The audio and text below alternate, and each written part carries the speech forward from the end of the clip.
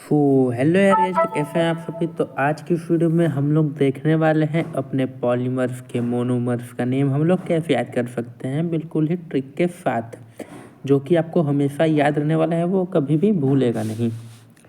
और पॉलीमर को मैं आप लोग को बता दूं कि पॉलीमर को हिंदी में बहुलक कहते हैं और मोनोमर्स को हिंदी में एकलक कहते हैं। जो हिंदी मीडियम वाले होंगे वो भी समझ जाएंगे।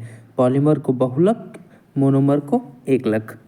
तो यहाँ पर आप लोग देख रहे होंगे कुछ हमारे, यहाँ पर आप लोग देख रहे होंगे कि यहाँ पर कुछ हमारे पॉलीमर यानी कि बहुलक के नेम दिए हुए हैं। तो इसमें आप लोग देख लेंगे, पहला हम लोग का है पॉलीएथिलीन। पॉलीएथिलीन जिसको कि हम लोग पॉलीथीन भी कहते हैं।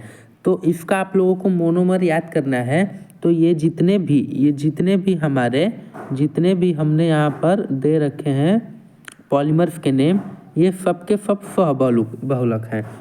आप लोगों को पता होगा कि पॉलीमर जो होते हैं वो दो प्रकार के होते हैं, एक स्वबहुलक, एक समबहुलक। स्वबहुलक मतलब कि जो केवल एक ही प्रकार के मोनोमर से मिलकर बने होते हैं, यानी कि एक ही प्रकार के एकलक से मिलकर बने होते हैं। और वही जो हमारे स्वबहुलक होते हैं वो दो या फिर दो से अधिक प्रकार के बहुलक यानी कि दो या दो से अधिक प्रकार के एकलक यानी कि मोनोमर से मिलकर बने हुए होते हैं।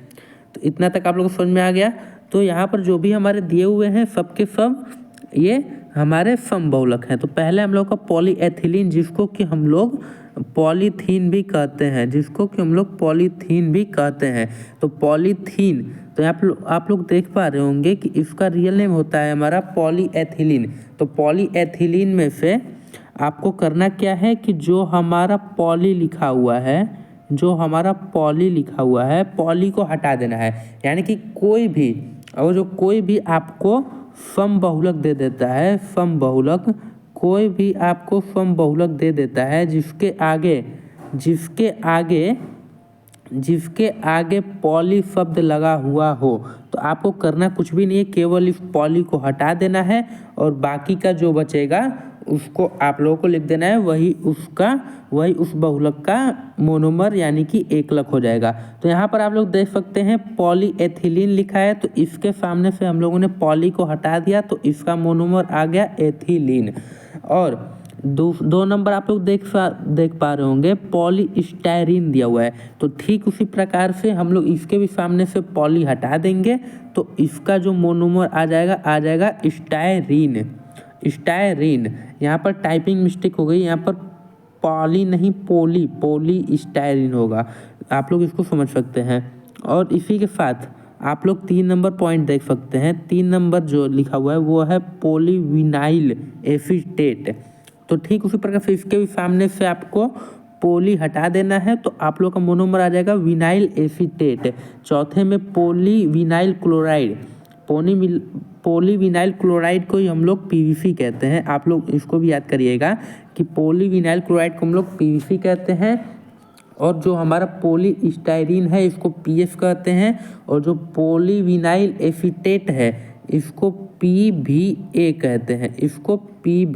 कहते हैं, और पॉलीविनाइल क्लोराइड को पीवीसी कहते हैं। तो पॉलीविनाइल क्लोराइड में हम लोग फिर से पॉली को हटा देंगे, तो हमारा बच जाएगा विनाइल क्लोराइड, जो कि हमारा मोनोमर यानी कि एकलक हो जाएगा पॉलीविनाइल क्लोराइड का। फिर है हमारा पॉलीएक्राइलोनाइट्राइल। तो इसमें भी हम लोग यहाँ से पॉली को हटा देंगे, तो यहाँ से बन जाएगा हमारा एक्राइलोनाइट्राइल। और लास्ट वाला जो हमारा है वो है पॉलीमेथिल मेथाक्राइलेट।